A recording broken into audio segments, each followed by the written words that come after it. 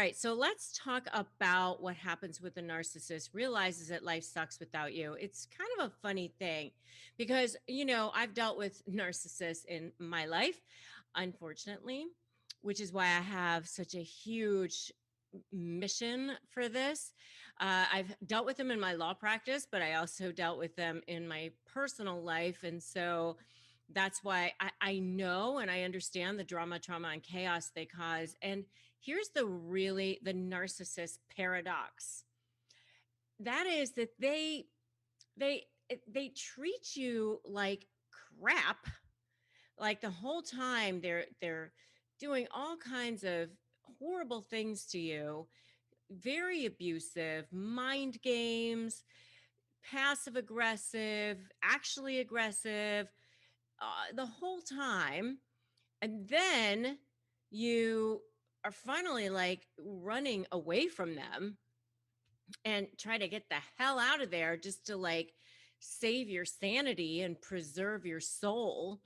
And then they turn around and they go, oh, why did they leave? Oh, I can't actually live without them. I need them back, And so what happens when they realize that life sucks without you? Well, first of all, I'm going to tell you all of this, but I want you to know that you don't go back there. I mean, if you've successfully gotten the key, the golden ticket, and you're out of there and they're leaving you alone, thank Jesus and never look back. That's where everybody wants to get to, honestly. I mean, you don't want them back in your space. They haven't changed no matter what it is that they say. They haven't changed. So don't go running back to them. All right. So let me just say that at the beginning. Like, they haven't changed. They're not going to, regardless of what they say or do, just leave it alone. Okay. But now what's happened? You're gone. You're not coming back. They realize you're not looking back. You have wiped them from the CPU of your life, which is what I tell you to do all the time.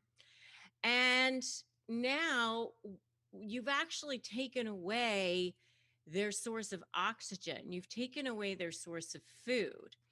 And that's what we call narcissistic supply. They need an endless amount of supply in order to feel validated, to feel alive. And if they're not going to get it from you in the form of adulation, or you slaving away, doing things for them and, making them look good, prestige, some form of value that way, then they're going to get it from you, from devaluing you, debasing you, treating you poorly. They literally do get off on that. And so when they realize that you're not coming back and that source of supply isn't there anymore, they're going to go through these stages. It's almost like stages of grief, denial, anger, bargaining, and then maybe acceptance, but probably never really fully accepting. I heard it described one time that they want to keep all of their sources of supply, almost like people save up jam or something for the winter or something, like people who have jams and jellies and things, and or sauces or whatever for the winter. That's what they do. Like they have a source of supply over here, but they also want the source of supply over there, and they want it from over here. They really are supply whores. So they're hoping that you'll still be a source of supply for them, if not to bolster up their ego, at least to bang you around and manipulate you and cause you drama, trauma, and chaos, at least to do that. I mean, here's the thing. They completely took you for granted while you were around. They treated you poorly. They thought it was funny when they got away with doing things with you. And yet they somehow thought that you'd always be around. They somehow thought that you'd, keep allowing that to happen. I just think they don't think it through. They don't think forward and think, well, this person might actually not want to stick around if I treat them badly. Um, because there's another little paradox that's going on here, which is that they have this massive fear of abandonment. They don't want to be abandoned. They don't want you to actually leave. And they do happen to collapse, sometimes, which I definitely check out my video on that. What happens when a narcissist collapses? It ain't pretty. Um, but so they have this fear of abandonment. But okay, so once you leave, at first, they're going to line up their flying monkeys. They're going to try to get everybody to triangulate because they're still getting supply from all of this, right? So let me show you how I can make you miserable. Let me show you how I can do all of these things to you, and line up people against you and make you jealous and all of this. So they're going to start with that.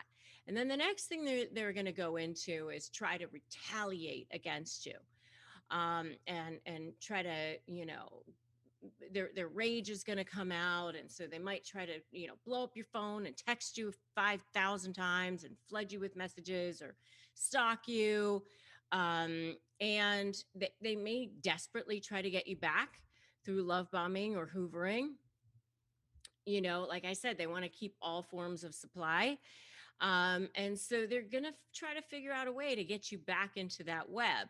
So they might even file lawsuits to get your attention, to try to scare you. You're not going to walk away from me so easily. And, you definitely want to check out my video on what happens when you go silent on a narcissist, by the way. But then they realize eventually you're not coming back. That's when they're going to struggle. They're not going to have remorse for you and the things that they did for you, to you, but for themselves. Because at that point, they're going to realize, they loved that support that you gave them. They needed that. They needed your emotional support. They needed you to do the work for them or make them look good, or your whatever contributions you were giving them, whether it's your money or your sex or your ideas or your prestige or whatever it was that the reason why they attached themselves to you in the first place. They're going to realize that it's gone. And they're going to be, upset about that, but not because they miss you. It's because they're going to miss what you were doing for them. Remember, I always say they didn't attach themselves to you because you have so little value, even though that's how they treated you.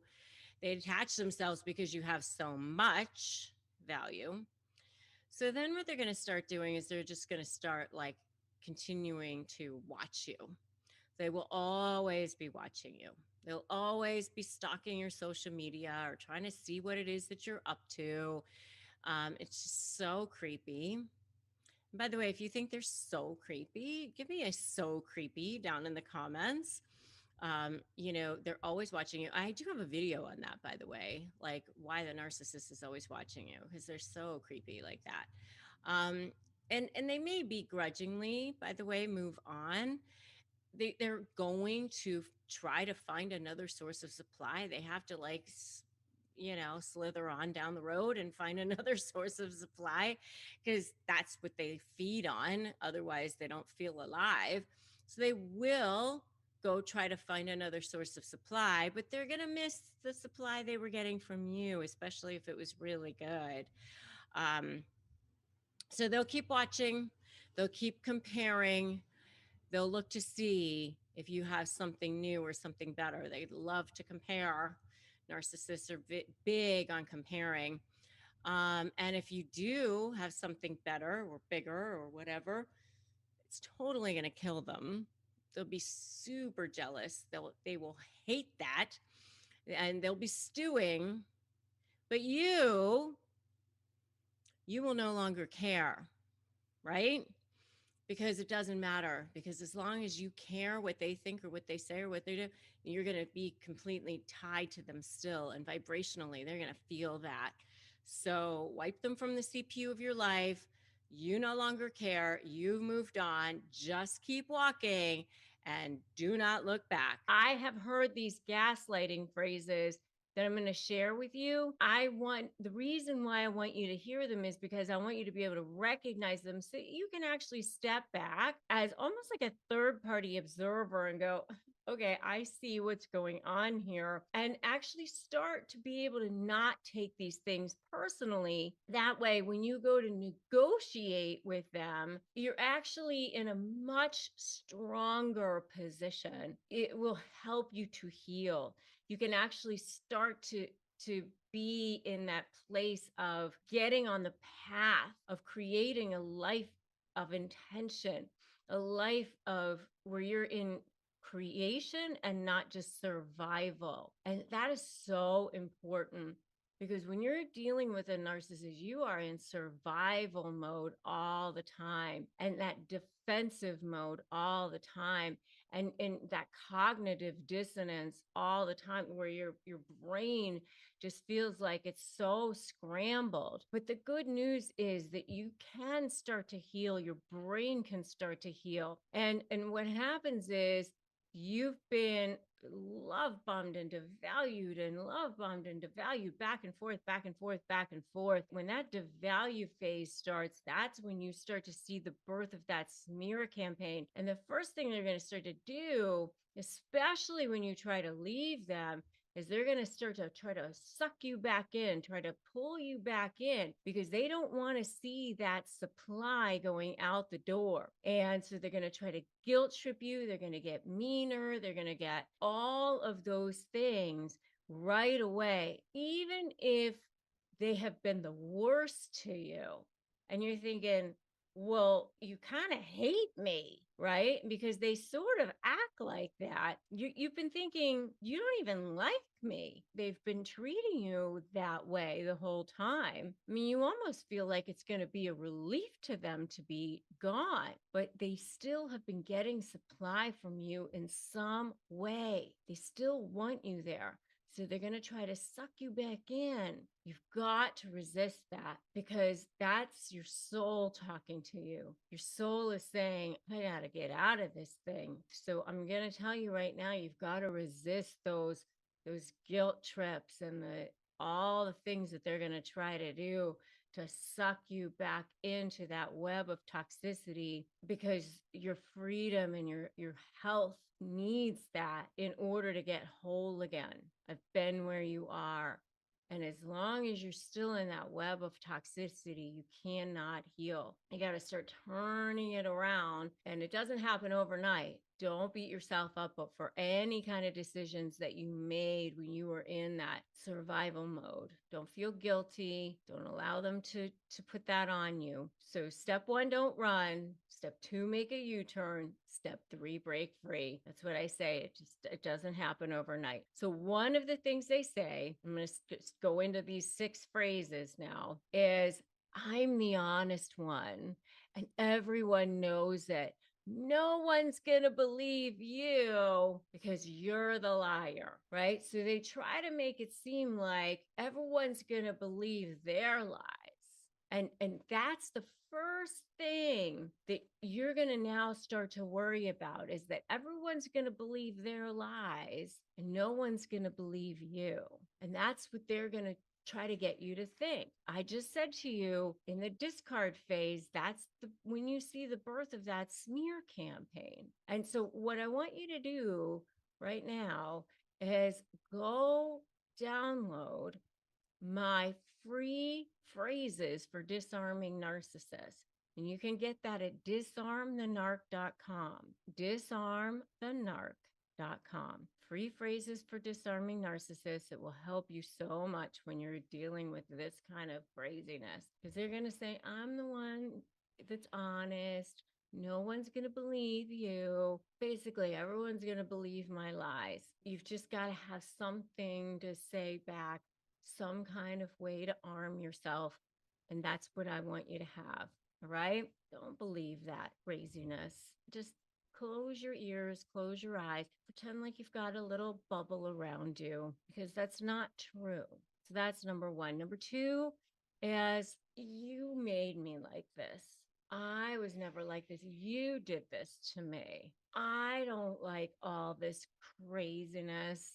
I don't like to live this life of drama. You made me crazy. You made me like this. All this happens because of you. If it weren't for you, I'd be calm. When things go flying off and you guys end up having big fights and all that sort of thing, they blame it on you. Again, that's so not true. Because most of the time, they're the ones that pick the fights, right? I mean, you're like nice, normal, calm, living your life, and then they go and they pick fights and they do things, and then they turn around and they blame it on you. Be, like Teflon, like Teflon Tony or Teflon Tennille or whatever. Come up with a name for yourself. That's you. Water off a duck's back. Like water, like just kind of like rolls off a duck's back. That's you. That's number two. Number three, I never did any of those things. So when you try to bring up that they were abusive to you, that they cheated on you, they were mean to you, all the things that they might have done to you, how horrible they might have been to you, never happened. They'll just flat out deny it. Complete gaslighting. You're a liar. Actually, you were the one. You were abusive to me. You cheated, even if you didn't. They'll say that you emotionally cheated or something. They will literally gaslight you into believing that you were the one who did all of those things. I'm going to tell you right now, give up. Forget about. Always say like the F's. Forget about getting narcissists to acknowledge you. Forget about getting them to admit their sins. It's not going to happen. And in fact, it gets worse when you try to get them to do those things. So they're not going to say that they did those things. And in fact, they're going to now start accusing you of it. So don't say you cheated on me or you abused me or all of those things. They get more and more agitated. They have a deep sense of shame. Narcissists feel more shame and more self-hatred inside than anyone else. And so if you try to bring those things up, it really, really does trigger that narcissistic injury. That limbic system takes over in their brain, and that narcissistic injury comes flying out, and that survival mechanism takes over, and it takes over right at you. It's like a caged animal almost. They just want to come right after you. It's really a very, very strong defense mechanism. And so they'll just come right after you. It's a survival mechanism. You don't want to force that. It doesn't help you. And it certainly won't help you when it comes time to negotiating down the road. The next one is, especially during this discard phase, especially when they know after they've tried love bombing you and hoovering you and they've tried all the things, come on, I'll take you back. Let's try. The guilt trips, they've gotten meaner, they've tried all of the things and none of it worked. When they realize it's actually over and you're actually leaving, then they're going to start to realize, okay, you're the enemy. Because with the narcissist, you're either for them or against them. And if you're against them, then you become public enemy number one. Things with narcissists are very black and white, very black and white. It's called splitting. You're either this or that. There's nothing in between. And so now I have to take you down and you'll have nothing. I'm taking you down. And they feel like that because they want to take you down before you can take them down. I'm going to take you down. You will have nothing. I've heard narcissists say things like, you're going to live on the streets. You'll have no pennies to your name. I mean, they will say things like that. I'll make sure I take all the money. You'll have nothing. If you know anything about marital law or whatever, it's just a bunch of crap. You've got to close your ears. You've got to close your eyes. you don't panic when they say those things. They say these things to scare you, to threaten you, to make you feel hurt, and to control you because they're hurt. And so you've got to just stay calm. Don't let your emotions take over. I know it's super hard, but you totally have to do that. And you can do hard things. Such a great mantra, Glennon Doyle. I can do hard things. So I want you to put that in the comments right now. I can do hard things. And once you get through doing hard things, you become such a stronger person. And it is through doing hard things that makes you such a stronger person and makes you realize that you are the better version of yourself. And once you face those fears, that is what makes you braver. And that is what makes you a more courageous person. And you got this. All right. So we've got 4 down. We've got 2 to go. So the next one is, I never loved you. So painful when they say things like that. You know, they want to hurt you. They want to go after like that Achilles heel, that heartstring, that thing that they know is going to hurt you the most. So they say things like that. I never loved you. They did love you in their way. And you just have to take and be grateful for the time that you had together, and be grateful for the laughter and the good times, and take the lessons that you had for the time that you had together, and enjoy those moments and enjoy the memories of that. Don't dwell on the things that they're going to say that they need to say in order to cause you pain, because they're going to do that, and be okay with the things that they're going to say to cause you pain, and understand that that's what they're doing. And the same thing for number 6. Number 6 is, I can do much better than you. They're driven by narcissistic supply. They need to feed that ego. They need to feed that feeling of empty space that they have inside of them. They don't feel whole inside. They feel an HOLE. They don't feel WHOLE. And that HOLE is black. It's a never-ending space. It's like a sieve that they have to constantly find something to put inside there. And if you keep trying to fill it, you're just going to feel completely depleted, and your soul will be empty forever and sucked dry. So you just have to look at them and feel compassion, and send them love and light from afar, and understand that that is what's going on. So let's talk about, why does a narcissist need to destroy you to leave you?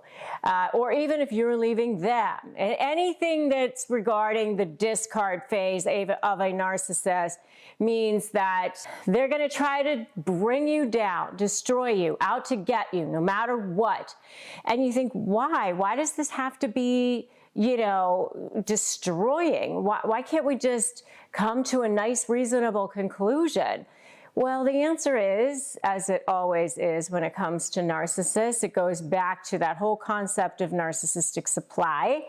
And, you know, supply is anything that feeds their ego. They have no sense of inner self. That is very, very fragile. They're the most insecure people on the planet.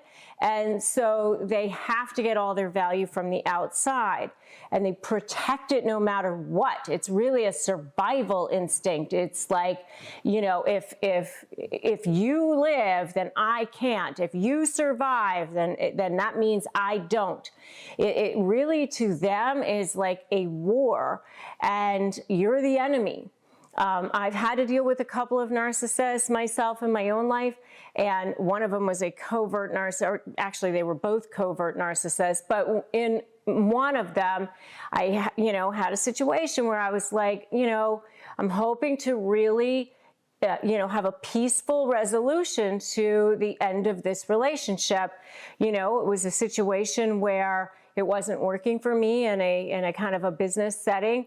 And I wanted to have a peaceful resolution. And this other person just couldn't do that. They couldn't do that. And why can't they do that? Because they just feel like if you are happy in your new life or anything like that, then, you know, that's the end of the world for them. So what happens is in the discard phase of a relationship, and if you want to know more about the discard phase of a narcissistic relationship, check out my video on narcissistic discarding and what happens there at the end of the relationship. But in that phase, that's when you start to see the birth of the smear campaign.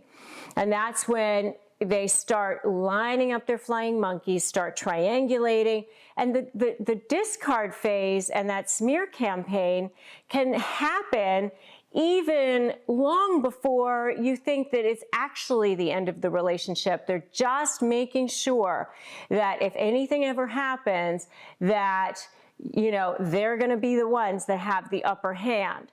So, you know, when it comes time for that to happen, that's when you'll start to see them talking to other people. They might start slipping in little things about, this person is difficult, or, that they're a victim of you in some way. They haven't been treated well by you in some way.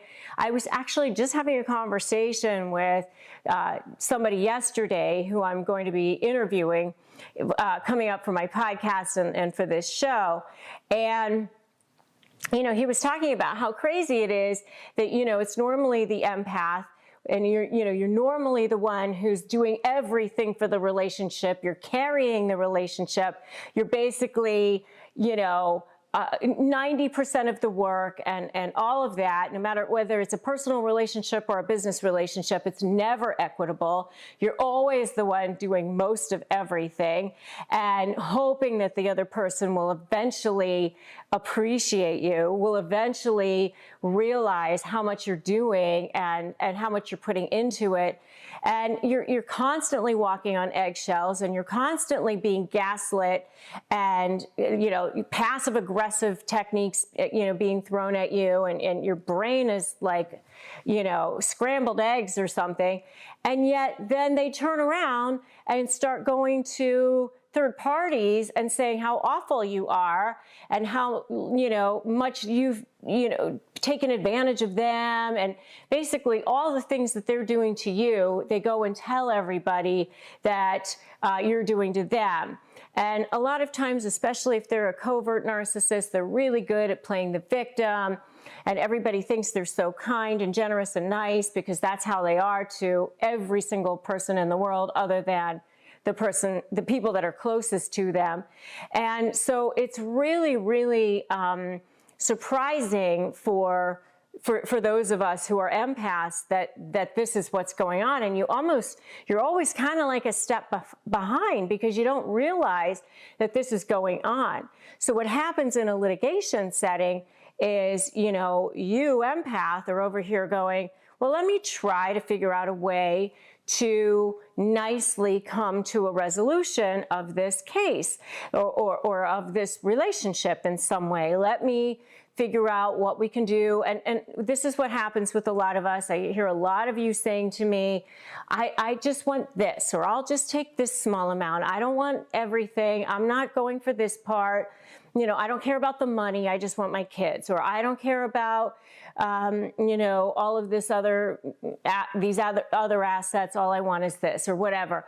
And, by doing that, what you're just making smaller what it is that you're going to tell them that you want. And whatever that is, they're going to chip away at that, even if it's the smallest little thing, because it's not about that settlement for them. What it's about for them is making you miserable, continuing to control you, continuing to manipulate you, continuing to intimidate you. All of those things give them narcissistic supply. And that's why when you're dealing with them in a negotiation setting, in a case, whether it's in a business litigation or a divorce litigation or probate litigation or whatever kind of case you're dealing with, sometimes it goes on for years. I have a private Facebook group. It's called Narcissist Negotiators with Rebecca Zung. which you are very welcome to join, and we'll make sure that we drop a link to that as well. I did a survey in that group, and it was overwhelming, the response that, I think over 86% of you responded that your cases lasted at least 18 months. Many of you, I think it was 40-something%, said that the cases lasted more than 3 years. And a huge percentage of you said that the cases were very, very expensive.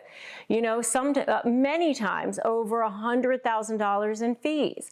So, for those of you out there who are saying, all I need is a good lawyer, that is not the case. Because yes, you do need a good lawyer, but you also need to understand the mind of a narcissist. And that is that they're out to destroy you because they want to get you before you get them. They want to make sure that they're right on top of the fact that you're the one that looks bad and they're the one that looks good, because they need to preserve their face. They need to preserve their standing in the community, or how they look, their reputation, all of that. And so in order for them, in their minds, to preserve all of that, it can't be equal walking away. You can't just both look good walking away. You have to look bad. You have to look like the loser to them.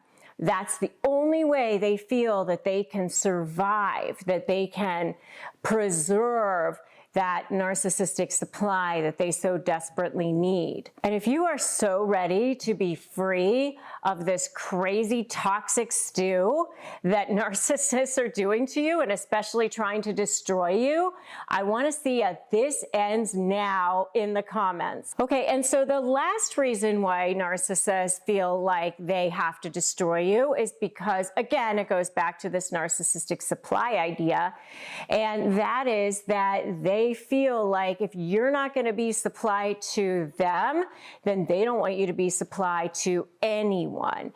And so, it's you got to go down. You've got to go down in every single way for every single reason. And so that's why when you are negotiating with a narcissist, it's really important to have incredible strategy, super strong leverage, anticipate what the narcissist is going to do and focus on you in your case. Let's talk about when a narcissist will actually leave you. I know you're like over here hoping, right? Or maybe you're like worried. I don't know. But when will they actually leave you? So, let's talk about why they're actually in relationship with you in the first place, because that's the whole point of it. They attach themselves to you not because you have so little value, even though they're devaluing you the whole entire time. They really attach themselves to you because you have so much value. They want to suck as much value out of you as they possibly can. They're almost like leeches or, vampires. Are sucking that out of you. They want that narcissistic supply. And if you want to know more about narcissistic supply, you can check out my video on that. They have this endless need to feed this thing inside of them, this beast inside of them. They have this emptiness inside of them that will never be fed. It's like a black hole that is bottomless, and they want you to feed it. You probably, when you first got into a relationship with them, wanted to feed it too. You didn't realize that it was a bottomless pit, that can never be fed. It's a one-way directional spigot. It will never be two ways. And they somehow always figure out a way to get that spigot going this direction and never the other direction. Once you're no longer fueling that, and they realize that you're shutting off that spigot or that that source, then they won't want you anymore. If you're no longer a good source of supply, then they won't want to be in relationship with you anymore. So if you start to stand up for yourself more, or whatever that was that they were receiving from you, if that supply source is starting to shut down, then they're no longer going to want to be in relationship with you. So if you start to set boundaries, or you start to shut off that money source, or you start to shut off whatever that source of supply was that they're getting from you, then they're going to want to shut off relationship with you. And let me tell you, your value to them is in direct relationship with, like, the ratio is indirect. It's directly related to how much value they're getting from you. I mean, it's a very sort of transactional relationship, but it's almost like, I don't know, mathematically, like they get like 1,000 out of you. You're gonna get like a little teeny little thing. In other words, as long as they're getting supply, as long as they're getting something, then they'll come back. But if they're not getting anything, then they will not be in relationship with you. And once that supply source, if they don't feel like they're getting what they want, then they're gone, and they're gone with nothing, no feeling whatsoever. I mean, and whatever it was that you gave them, there'll be no sense whatsoever of thanking, acknowledgement, feeling of gratitude, nothing. There will be no remorse, no apology, no sense of empathy for whatever it was that you gave them. It will be discard, gone, whatever. I just want to go through some of the signs that you might start to see that they may be starting to be done, so that you can start to see some of that. But, they might start to feel distant from you. You might start to see some sense that they're just always in a bad mood with you. With the narcissist, you do start to see that a lot anyway during the devalue phase. But during the devalue phase, they usually are hot and cold, hot and cold, hot and cold. When they're starting to go into the discard phase, it's just always cold, always cold, always cold. They're just always distant, always distant. You start to see that they never care what you think. They're just always gone. They're just always taking advantage, always using you. They're not in any sort of, caring at all, or worried. Usually if you start to pull back from them at all, like, where they start to feel like maybe you're going to maybe step back, then they start to pull in again and love bomb you and future fake you and do what they need to do to pull you, rein you back in. You don't see that anymore. They don't really care. Or they might start accusing you of doing the things that they're doing. If they're cheating on you or they're doing things, they might start to accuse you of that, so that they're sort of preempting those things, so that when the time comes that they are, getting out of the relationship, they want to be ahead of that. Well, you were cheating first, or something like that, to make sure that it's sort of tit for tat, that sort of thing. And let me tell you, it'll be the best thing that ever happens. So, should you be worried if this person is about to discard you? It's probably going to be the best thing that ever happened. But you do want to prepare yourself, so if you think that this is coming, you do want to prepare yourself.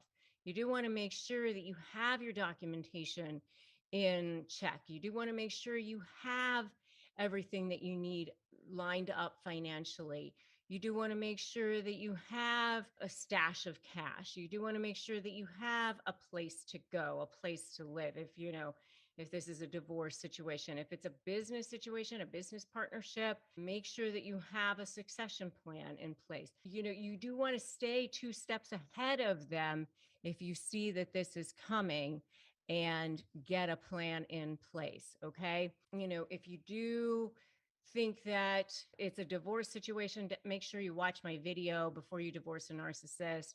Watch this. If you are dealing with this and you're managing this, I have a whole video series on self-care to deal with narcissists. Definitely check that out. And, the best thing you can do for yourself is just move on And I want you to just put that in the comments, just move on, because that is the best thing that you can definitely do for yourself. Now, are you dealing with a narcissist and they've actually discarded you, or you've discarded them and they're still completely obsessed with you? And you want to know why in the heck that is? Before I can give you the exact why, I think it's really important that you understand the psyche of a narcissist. So a narcissist has no inner sense of value. They have to derive all of their value from the external. So they're constantly grasping on to whatever they can to get that source of supply, what we call narcissistic supply. And narcissistic supply is anything that feeds a narcissist's ego. Anything that feeds their ego.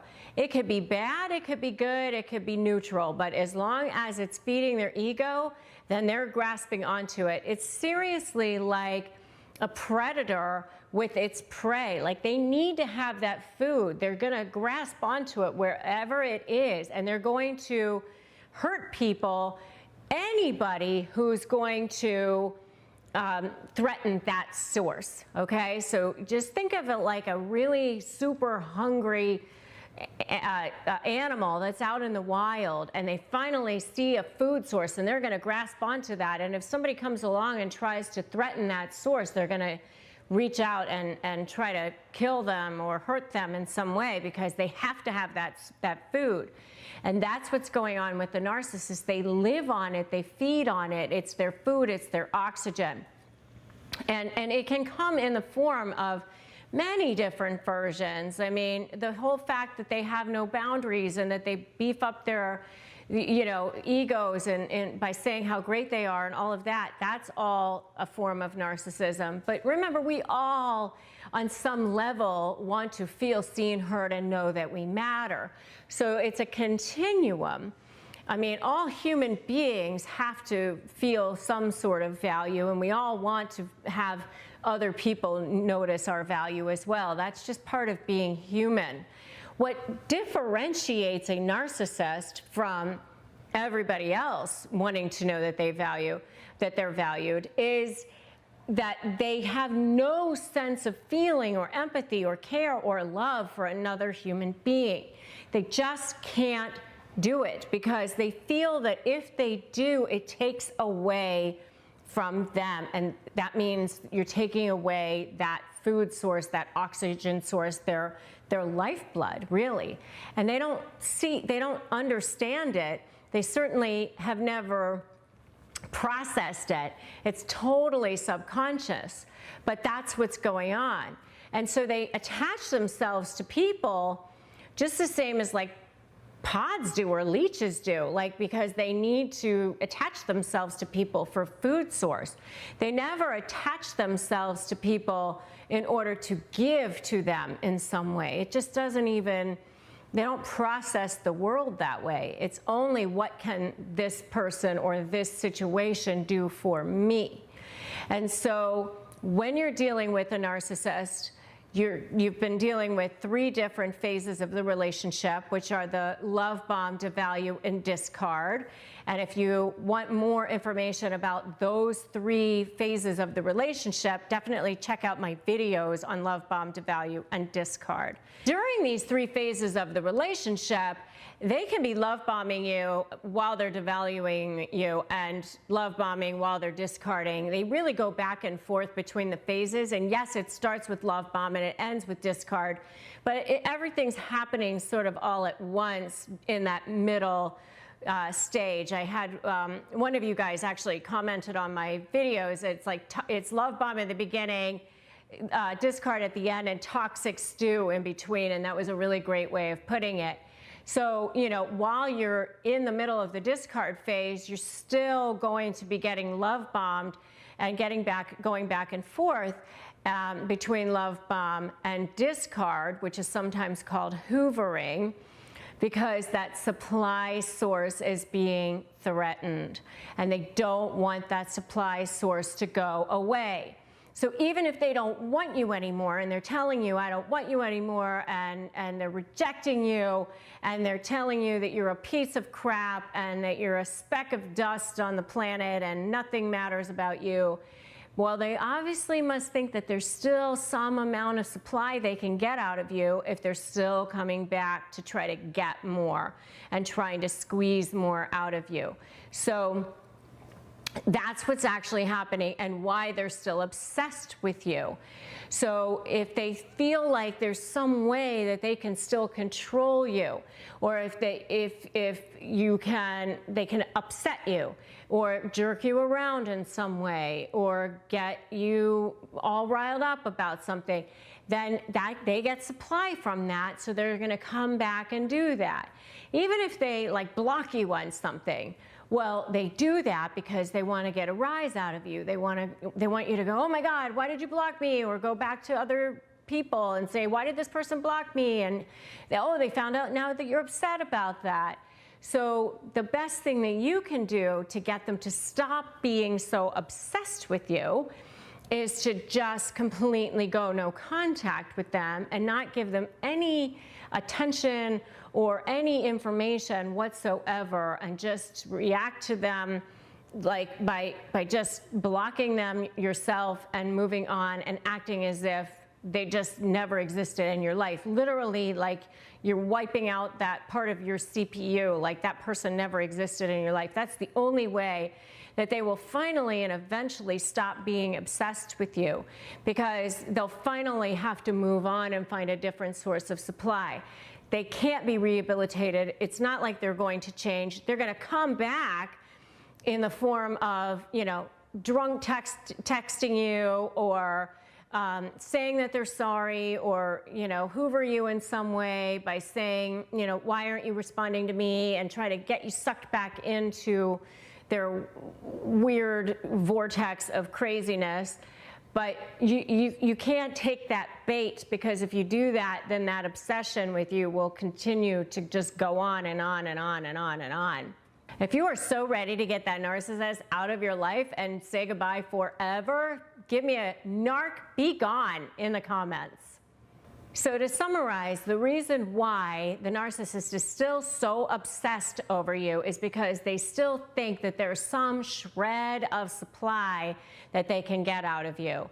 Whether it's upsetting you, jerking you around, devaluing you, degrading you, getting you to pay attention to them in some way, controlling you in some way, whatever that is, that's why they're still obsessed with you. There's some version of supply that they still think that they can get from you, and until there's no more supply to be gotten from you, they're going to continue to be obsessed with you. Even if it seems like they've moved on to their new supply, if they can still get supply from the new one and the old one, even better for them. Because remember, they need an endless amount. It's like this black hole that can never be fed, right? It can never be satiated. So as long as they still think there's some kind of supply they can get out of you, they're going to continue to be obsessed over you. All right, let's talk about the 5 things that narcissists worry about. And you're going to want to watch all the way till the end, because I'm saving the best for last, of course. Number 1, the first thing that narcissists worry about is they worry about being forgotten. Narcissists really do not want to be forgotten, because of course they want to feel super special. That's one of the things that is really, really important to narcissists. It's actually one of the things that is highlighted in the spectrum of narcissistic personality disorder. If you look at the DSM-5, which is how psychologists and psychiatrists actually look to see if somebody has narcissistic personality disorder, they want to feel like they're special. So being forgotten is one of the most things that they worry about is one of the worst things that could possibly happen to them. They need to be the center of attention, and they fear that if they're not, it means that they kind of disappear because they have no internal sense of value. They get all of their sense of value from external sources. So that's why they're constantly doing things to try to be the center of attention. If they're an overt narcissist, they do things to be boastful, they brag a lot, they overtly try to be the center of attention. If they're more of a covert narcissist, they act like the victim, they try to do things that make you feel guilty, that sort of thing. But either way, they're always trying to be the center of attention, even if it makes themselves look bad. Being forgotten is absolutely one of the top things that they worry about. Number 2 is losing control. They absolutely hate losing control. They must be in control of everything at all times. And how they go about that is, they do that in different ways, depending on whether they're an overt narcissist or a covert narcissist. They definitely want to be in control at all times. This is why they are manipulative. This is why, sometimes they're passive aggressive. Sometimes they use gaslighting. They have all these different ways of trying to be in control at all times. They have their little kingdoms or queendoms, depending on what type of, if they're male or female or whatever. But this need for control is constant. And this is why they're constantly on this hunt for narcissistic supply. Worrying about losing control is something that keeps them up at night, quite frankly. And they're super insecure. So, they have trust issues, all of these things. So obviously losing control is a big, big problem for them. Number 3 is being rejected.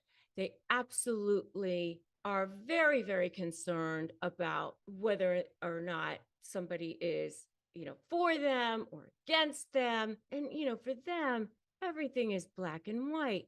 So you are either for them or you're against them. And being slighted is, even if there's a hint of it, a tone of it. I always say that narcissists hear tones like dogs hear whistles. Even if there's no tone, they hear tone. I mean, they're highly, highly sensitive to being rejected. It really comes down to the fact that, they're operating on an immature, emotionally limbic brain, frankly.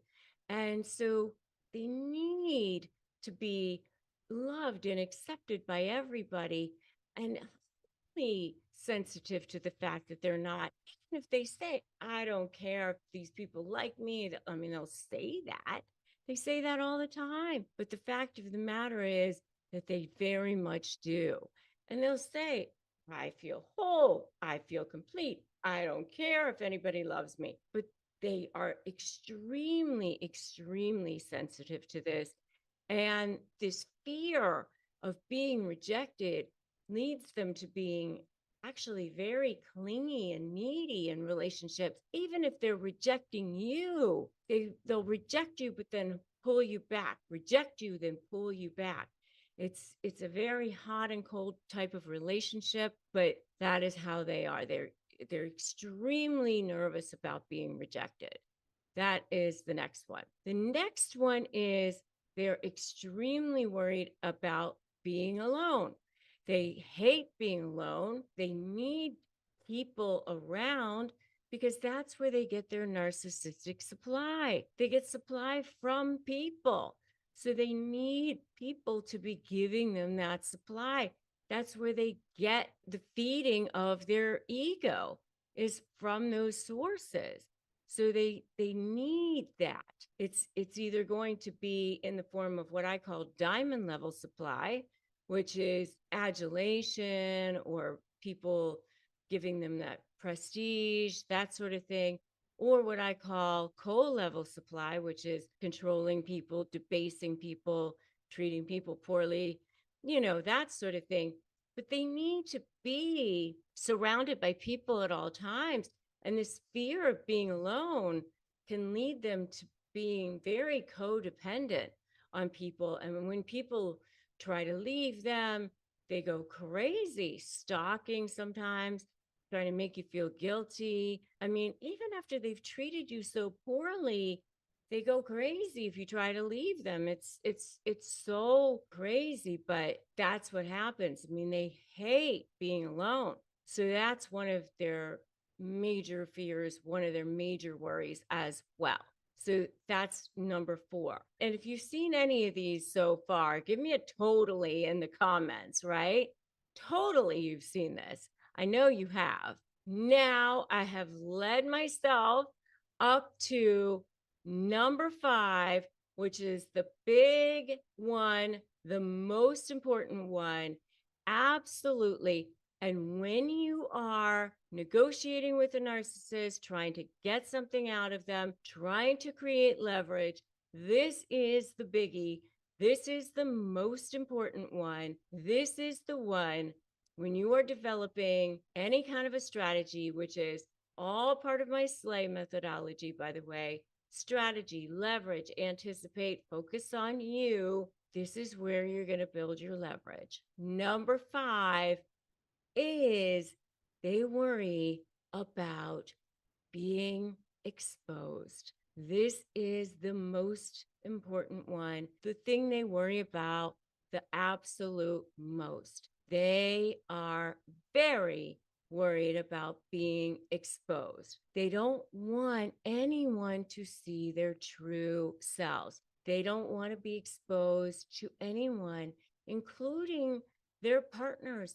They don't want to even show their true selves to their spouses, to anyone, because they don't want anyone, they don't trust anyone, they don't want anyone to know who they are. This fear of exposure leads them to live lives of lies and deception and manipulation. And, they'll tell everyone else, you're not trustworthy and you're a liar. They call everybody else these names. But the truth of the matter is, it's they themselves that are not trustworthy. It's they themselves who are the liars. It's they themselves who are projecting and deflecting, who are doing all of the things that they are accusing other people of because they are afraid, deathly afraid of being exposed. And so this is the area that you can actually build leverage around. And in this video, I'm also going to give you 8 key phrases to help you shut down those narcissists before they absolutely drive you crazy. All right, so let's get started. The first thing is that you want to understand that you want to kind of take yourself out of this situation.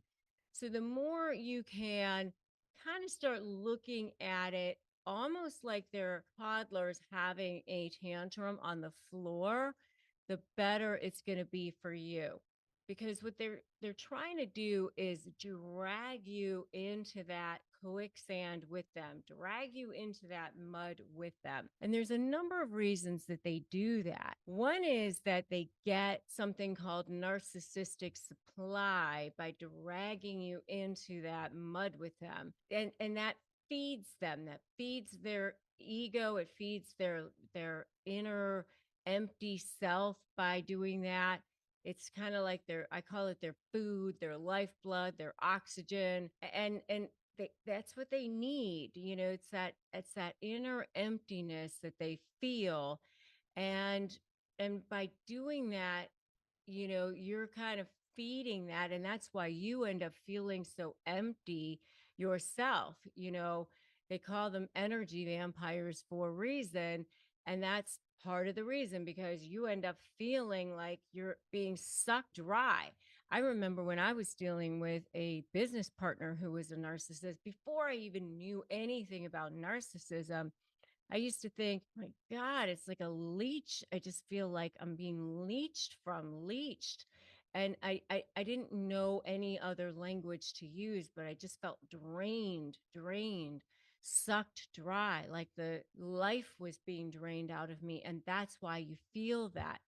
So you want to understand that you've got to figure out a way to create these boundaries to stop that draining from you, to stop that. So the way you've got to start is, I call it step 1, don't run. Step 2, make a U-turn, and step 3, break free. That step 1 is that first step. It's so important to start to look at things almost as a third party, look at things almost as an observer. And so that, when you're using these phrases, you almost have to take the emotion out of it. All right. So that's the first real step when you're using these phrases. Okay. Look at it as if you're looking at a child having a tantrum. Looking at the narcissist from an observer point of view, and you stop having the emotional reaction. You can go afterwards and scream into your pillow, cry in the shower, talk to your therapist, whoever you need to, and have your emotional reaction afterward. But when you're with them, not have the emotional reaction there, because that feeds them. That is what they are looking for. That is what they want. The next reason that you don't want to have these emotional reactions is because they will use these emotional reactions against you. So not only are you feeding that need for supply, but you're also potentially going to hurt yourself, because what they're trying to do is bait you. What they're trying to do is trigger you, manipulate you, and get you to do something so that they can potentially use your emotional reaction against you.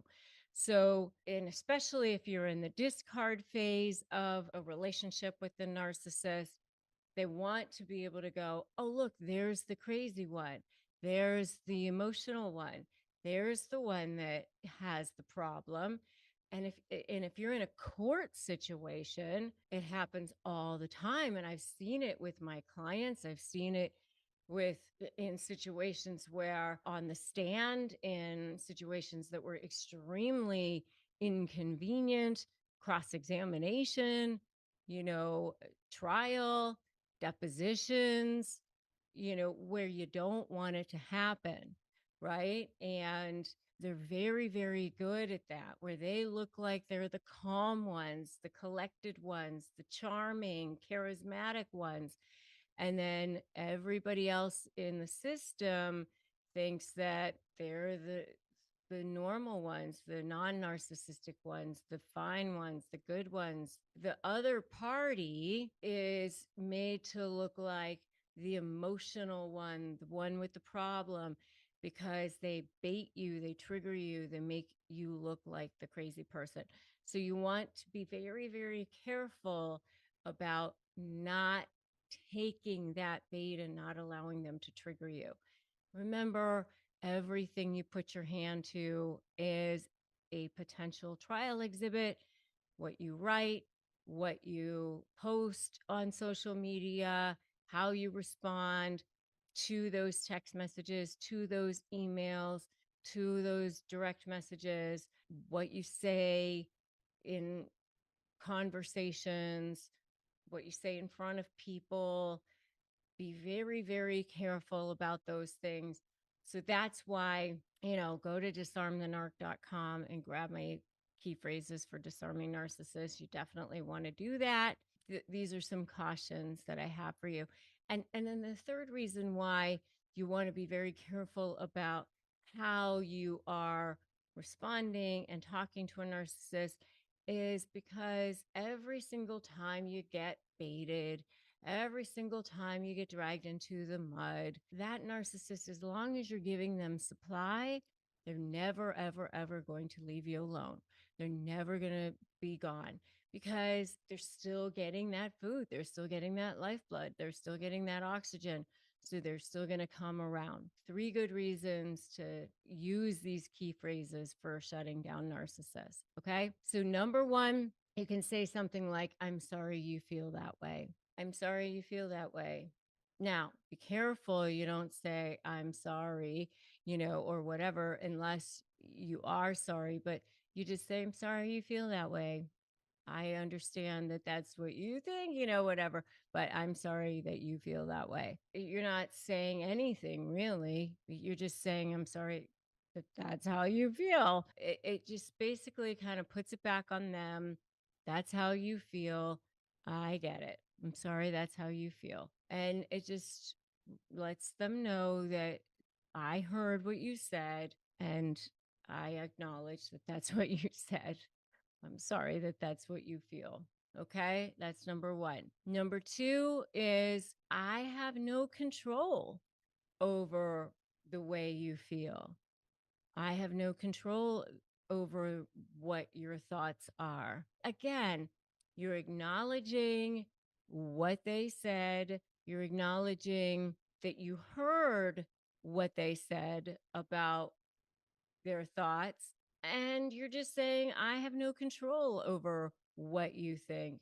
Not saying that you agree. You're basically saying you don't agree, but that you just don't have any control over what they think, nor do you wish to. Okay. And you have no control over the way you feel about me or this situation or what they think about anything. So that's number two.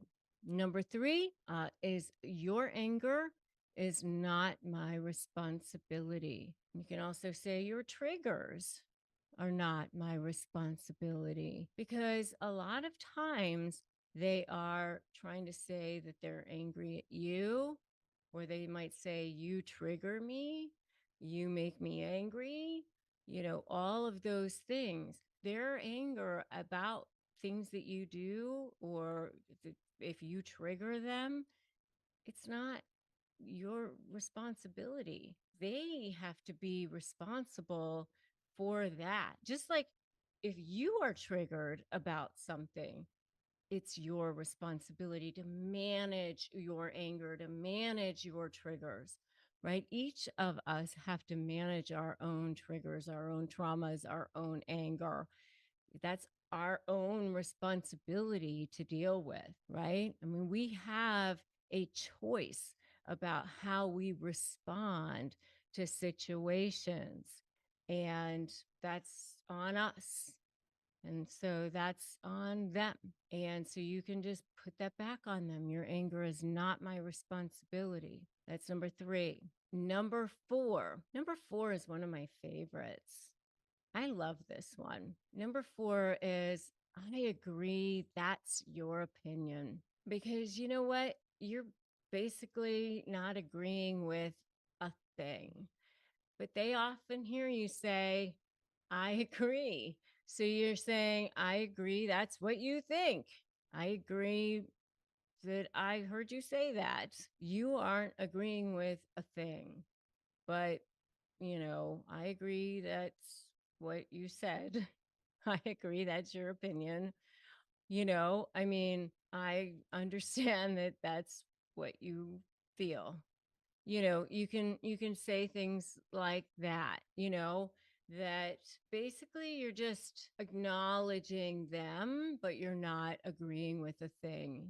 I hear you, I agree that that's what you feel, I understand.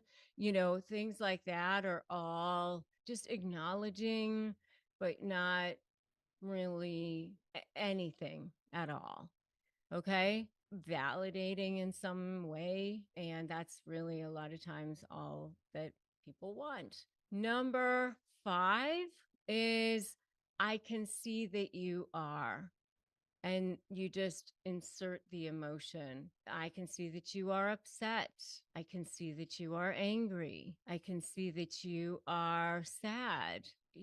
Whatever it is, just articulate whatever the emotion is that you see them feeling. A lot of times, what's crazy is that you'll say, I can see that you're angry. And they'll say, I'm not angry. How is it that you're feeling? Because they'll be raging. And you'll say, I can see that you are angry about this. I'm not angry. Or they'll be screaming, yelling. I can see that this is upsetting to you. I'm not upset. Because when you call them out on their behavior, they'll be like, oh, I'm not that. They don't want you to characterize their behavior in such a way. It's just kind of funny. But actually observe their behavior to them. That's number 5. If you are so ready to slay all of this, slay your communication, slay your negotiations, that's what we do here. We slay. Strategy, leverage, anticipate, be 2 steps ahead of them, and focus on you, your case, your position, and slay everything with narcissists. I want you to put slay in the comments right now, because that is what you are going to do. You are going to slay this. You're going to slay this. You're going to shut them down. Put slay in the comments right now, because you can do this. You can shut them down. Put slay in the comments right now. All right. Number 6. Number 6 is another one that you can do. It's like, that's an interesting perspective. That's an interesting perspective. Again, you're just kind of acknowledging. I can't tell you how many times, hundreds of times a day, I get emails from people that, they're like, you know what? I just pulled out your phrases for shutting down narcissists. I picked one and I emailed it back and it totally worked. Or I have a few memorized and I just pulled one out, used it, totally worked. So totally suggest that you do this. That's an interesting perspective. So that's number 6. And number 7, here's where you're going to really start to create some boundaries. All right. If you want a narcissist respect, start feeling the power. They respect people who stand up to them, who have some confidence. All right. Start to say things like, if you want to engage in a conversation with me, you're going to have to remain calm and not emotional. Or say something like, be factual, not emotional. You're going to have to speak to me in a way that's respectful. There's certain things that are negotiable. Contracts, issues, and terms. There's certain things that are not negotiable, and that's your self-respect. That's your self-worth. So don't allow them to speak to you in a way that's not respectful. Okay? All right. So if you want to engage in a conversation with me, you're going to have to remain calm. You're going to have to speak to me in a way that's respectful. Just say something like that. Totally okay. And it's totally okay for you to go, okay, well, you know what? If you can't, then this conversation is over. Period. And finally, the last one, if they say something that's just absolutely nuclear, not okay, you can just say, I'm choosing not to respond to that. And that's okay too. You know what? I'm choosing not to respond to that. Don't defend yourself. Okay. When you defend yourself, you are giving credence to the other side. You're giving credence to their position. You make yourself look weaker.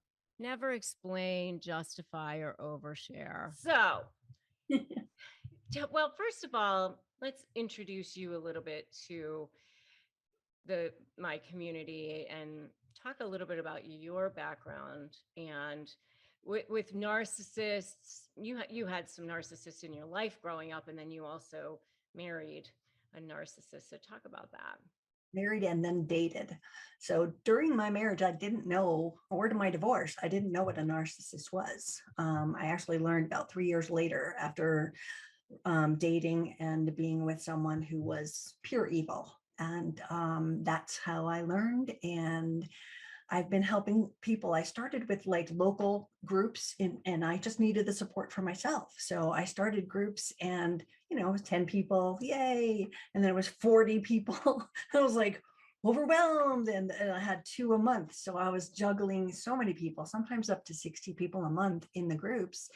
And I had started to learn. And then I got really tired of listening to the normal support group. He did that, she did that, and I'm like, we have to heal. And I just started building, information to help them get out from being stuck and repeating the same story, and learn what was going to happen. And so it really started my career. Then I started coaching people, and I coach people all over the world. Last week, I had someone in Jerusalem, Spain, Germany, Dubai. It was like, what an international week. It's so cool. People are up in the middle of the night to talk to me. And I just love helping the survivors who just don't see a way out. And divorce is clearly, a big part of my business here, because I did write the book. And so that's kind of helped it explode. But I've always dealt with, and, when I've run these support groups in online as well, you're traveling with a group of ladies, or they're always ladies in these groups, for 8 months, 9 months. You're watching what they've gone through. And so most of my book was written based on the experiences of thousands of people, and what they have had happen to them, and how to help themselves get out of it. Yeah. And you've been doing this work and helping people for like a Six, decade now or something? about 6 years. Oh, 6 years. Okay. But it took you a long time to divorce a narcissist as well. How long was that? It was a year of divorce and $100,000 in legal bills, when we weren't fighting over a house or a kid or anything. It was just a nutsy divorce. Yeah. So you've been through it yourself. You've been helping people for years, and you have a pretty large YouTube channel of your own, Mm-hmm. Yep. and your own podcast, Yes. which I've been fortunate enough to be on, and as a guest as well. And you've been coaching people in this world for a long time. And so your book, it took like 2.5 years or something like that to write. Yeah, it was gathering the information. And then once I gathered it, like, we had a form on my website, what tricks were pulled on you. And they would type out things in a little box that had no periods, no paragraphs, and they were horrific, horrible, heart-wrenching stories, as you well know. And so we had to extract. We don't want to make a book that nobody wants to read or gets triggered by, but okay, bottom line, it was this much data. Okay, so when you got home, the electricity was turned off, was the bottom line of that one. So I wanted to make it to not have the electricity turned off. As soon as they move out, put the electricity in your name. I wanted to turn it into a tip based on what happened, and how to autocorrect or prevent that from happening. Yeah. So what's great about your book is that you've got it's like the perfect combination of kind of like all the tips and tricks, but then you also have, understanding the different types of narcissists in there. But then you also have like lists, which are like, okay, here's what to do, exact lists, which are easy for people to kind of, okay, I know exactly what to do. It's like simple, because, when you're in that, you know, mush brain, it's Mhm. like, I need something easy, simple, like go to, which I think is really great, as far as that goes too. But it's also, how to understand what it is that you're dealing with. That's why I think the book is so great, because it's kind of got everything that you need in there. And I put a lot of the emotional stuff. I have a whole chapter about the emotional, like, processing and dealing Yes. with fear. We start out of the gate with that because everyone's scared to death. So you have to learn to manage your fears, or this process is going to run away and you're going to be a basket case. So you need Yeah. your strength. So start with that. And then the whole book is mixed in with the emotions and the legal stuff, and how to hire a lawyer, how to get away, what you need to do. Yeah. There's so many parts, as well as how to heal in the end. Yeah. You actually have a whole section just on triggers, and how to deal with your triggers. Talk about that. I love talking about triggers, because most people, um, the narcissist knows exactly how to trigger you. They know what your weaknesses are, what buttons to push. That's a trigger. They push it. And so if you don't understand what your triggers are, which most people don't, they just know, oh, they just upset me. They react. They don't know, oh, that's what they always do. They don't know that that's how my body processes it. When I get triggered and it's anger, I do this. Well, how do you stop that? How do you realize that they're just poking you to get attention and to get your reaction, so that when you can turn the dial down on the triggers, they don't have as much power to like destroy you. When you are in that trigger land and it's one after another, and the insults and the false allegations and all those things trigger you because you're not a bad parent, you didn't steal money, whatever it is, they know what buttons to push because you will defend them. And while you're off defending all of these things that they've thrown at you that triggered you, they're off doing what their stuff. So you're so busy, they're distracting you. And it really helps to take control of them as early as possible. So I had a client one time when I was still practicing that she would call me up and tell me all the things that our soon to be expert was doing constantly. And you have something called my dumbass theory, which I think is so great. And um, she would call me up and say, "Can you believe that he did this? Can you believe that he did that?" And one of the ones that I remember specifically was she said that in drop off, that she happened to see him in drop off at Carline in the morning. And can you believe that he did this, this, and this? And I remember specifically one time saying to her, yes, I can. What I can't believe is that you can't believe it, because he always acts like that. So talk about my dumbass theory. Well, I actually have a dumbass card, dumbass dude on it.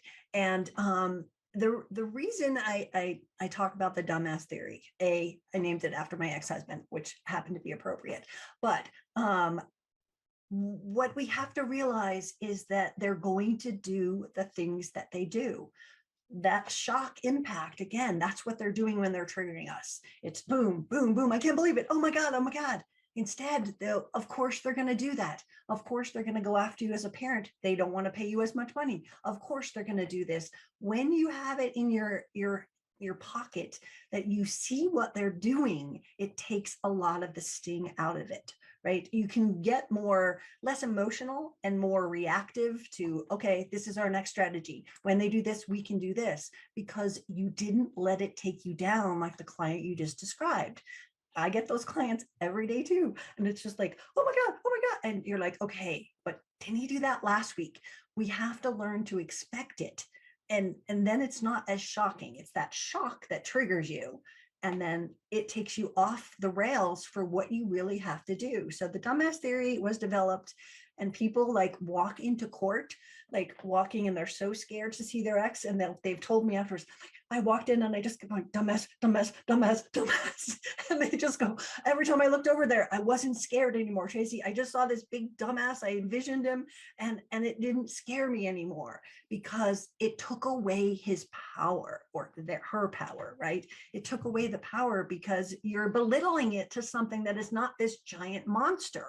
It is like, it's just a little dumbass. That's why I picked this little dude. He's cute, right? It's just, it's a nothing. It's a buzzing mosquito. You have to learn to see what they are doing things for, and not necessarily what they're doing, but okay, they just got a reaction. That's supply. They won.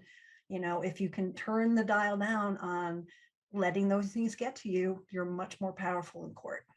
Yeah. Another thing that you have in the book, which I thought was so brilliant, was the the idea of the rich person and the poor person. That Mhm. was so brilliant. One of the things that I have done surveys in my Facebook group before, and one of the surveys came up about how much more money is spent on divorcing a narcissist than a regular person. I mean, it's almost 4 times as much, and how much longer it takes to divorce a narcissist Yes. than a regular, reasonable person. And so you've got this whole idea of, the difference between divorcing a person who has money than divorcing a person who does not. Talk about that. Sure. So what I find with my clients, as well as my $100,000 divorce that did not need to be that, we were fighting over 25. I mean, come on. Was when people have money, they use it to manipulate you using the court system, right? It's false allegations. It's calling, child protective services. It's doing the really, really ugly things like having you arrested. Oh, now see, look, there's proof that they're a bad parent because I had them arrested, right? They will go to any lengths. They're like rabid dogs. They've got the money and they would rather spend all the money on fighting you than giving you one red penny. So it has to be clear and understood that they aren't going away and that you have to learn to live with certain things after post-divorce that, are they're just going to keep bringing you back to court and bringing you back to court.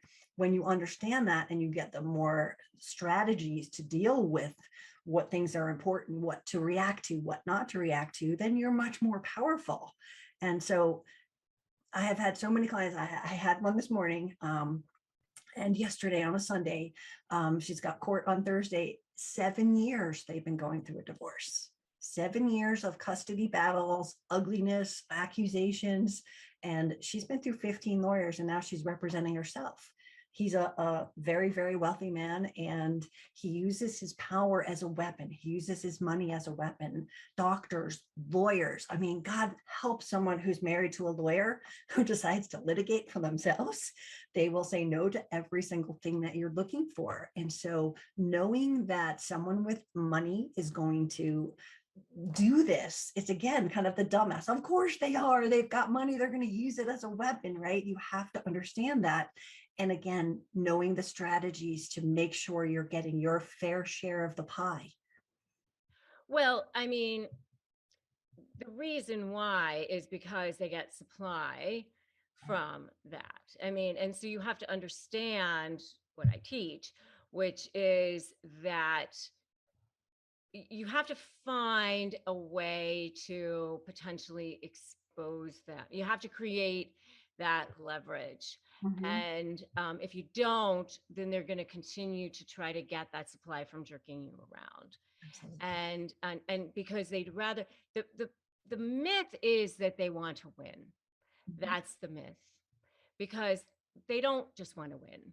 Winning only takes into account the what I call diamond level supply, which is how they look. It completely discounts what I call coal level supply, which is the jerking you around form of supply. Because they'll take that jerking you around form of supply forever. And they will spend that money as long as they need to get that coal level supply forever. They'd rather spend the money. I mean, I actually had a narcissist client who, and this is before I understood narcissism, because 99% of lawyers do not understand narcissism. I didn't until I had to deal with a narcissist in my personal life, 3 years ago. And then I started understanding narcissism and developed this program and everything. But I had a narcissist client say to me, as a lawyer, I'd rather pay you than her. And if I had understood narcissism at that time, I would have understood what was going on. Yeah. And I remember saying to him at the time, not knowing what was going on as the lawyer, thinking to myself, I don't need you to pay for my kid's college. My kid was like 10 at the time. I remember thinking, like, I'd rather have other clients. Like, I'm sick of you. Like, as the client, as the lawyer, like, I was sick of that client at that point. Right. Like, ugh. like as the lawyer, you get sick of that particular client, like that. People don't realize that. People think, oh, lawyers just want the cases to go on forever or whatever. But, you Mhm. know, there are other clients. It's boring. It's like there's no challenge. It's just motion, motion, Oh, motion. not just that, but those clients are a pain in the neck too. High demand, and Yeah. they have this sense of entitlement that is elevated above everything else. The Yeah. entitlement, because of their money, puts them in a place that they will do anything and not blink twice with it. And they want you to do whatever they want. I mean, that particular client would want me to do things that I didn't want to do, and would try to goad me into it, and I'd be like, I'm not doing that, and he'd say, oh, you're going to be lonely in heaven, Rebecca, and things like that. I'm like, yeah, that's not goading me into it, and but like, so it's not fun for the lawyer either. No, and they have specific strategies. I mean, they are, changing lawyers. They are making these attacks. They are calling those social services on you. They are having you arrested. They are just in a place where there's no limit. So for someone to call Child Protective Services 15 times on their spouse is ridiculous. Like they were all proven nothing happened, but they're just going to keep doing it because it disrupts it. And then they walk in with a piece of paper to the court to say, look, she's not good. He's And not. that's why you have to create that strategy that potentially exposes their how So they look. yeah, That is the only thing that works. yeah. And it does work. Yeah, it's finding it. It's looking through what you've got, what's valuable, and knowing how to use it and when. Yes. And so that's why I want to go to, you talk about documentation. So talk about that. While documenting everything is absolutely vital. Putting together information that of their, if parenting and you've got parenting information, pulling together things that will contradict what they are telling the court. They're out there, I'm a great mother or father, and you go, but they don't want their kids. They don't even want them. When they have them, they give them back or they don't show up. Coming to the court with that kind of proof is going to help, like, show them as a liar and show them that no matter how good they look on paper, that they are lying. Your evidence and your documentation is vital. And if they're not picking up the kids or being late all the time or just not paying you what they're supposed to pay you or paying the child's bills, these things need to be brought into the court. So documenting and pulling all that together is vital. Yeah. And you do talk about that in your book too, which is really, really great. And you also have a journal available to go Yeah. along with your book. So talk about that. Let me see if I have it. It's somewhere back there. I have 26 journals now. So I created something called targeted healing journals. So there's some to track things, some is documenting abuse, documenting your divorce stuff, documenting family crazy. And then there's other things like healing from fear, learning to trust again. And they've got all these like great instructions and then all the blank pages. Like there's 9 pages of instructions. Now you follow this and you'll debug your fear. You'll understand that. So I do have the divorce tracking. It's back there in the pile, so I can't pull it out. I should have known you were going to do it. I forgot. But it is vital. Just have something with you. And of course, a lot of this might be better to take out of a journal and put it into something that you can turn over to the judge and your lawyers. But at first, you're in the school parking lot and they're not showing up, or there's a conflict, or this. You've got the journal, write it down, because trust me, the day's going to go by, you're going to forget, and then you're in court. And some people say, oh, your people are over documenting everything. Well, guess what? Yeah. If it happened and you don't have it recorded, it's nothing. If you have it recorded and you didn't need it, you don't know. If it's the 15th time they've done that, now it means something. you don't know. So document it. And I have all the things of all the different ideas for what you want to document in the book. Yeah. Yeah. It's fantastic. And you also talk about how you can sort of profile people. Talk about that. I thought that was really fascinating. Um, Profile the narcissist. yeah, like I really thought that was really fascinating how you were you know, how you can like kind of predict like if somebody's a salesperson, Oh, yes. Okay. like Yeah. yeah. Yeah, absolutely. So again, based on what they do, like we talked about the lawyers, they litigate. Lawyers litigate. Even if they're not a divorce attorney, they know. So they you have to understand if they are a salesperson, they're going to be charming. They're already charming. They're going to be charming the judge. If they are I don't even remember all the things I wrote.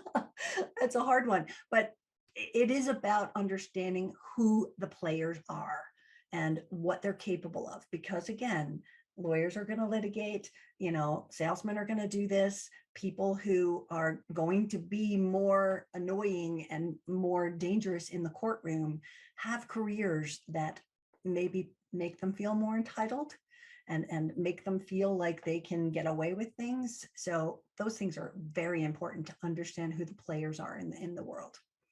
I just think is so helpful. It's just understanding that you're not going crazy, just because you just feel like you're going crazy, and just being able to read a book like this and go, okay, I'm not crazy. I mean, the stuff that's going on in my home Mhm. is the stuff that's real, I mean, Validation, to hear the stories and they're mixed in through the story, and we call them all survivors. This is someone wrote that, and you're like, okay, that happened to me. And no matter what it is, we talk about the arrests. I made some memes on Instagram the other day, and all these people are like, I was arrested too. I was arrested too. yes. Oh my God. They use that all the time, of course.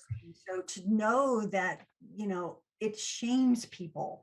And so it puts you down in a place of not even being able to defend yourself because you're just shocked that your spouse that you slept next to for 10 years has just thrown you in jail. So Oh yeah. seeing Yeah. that you're capable of that, but also seeing that's not that uncommon.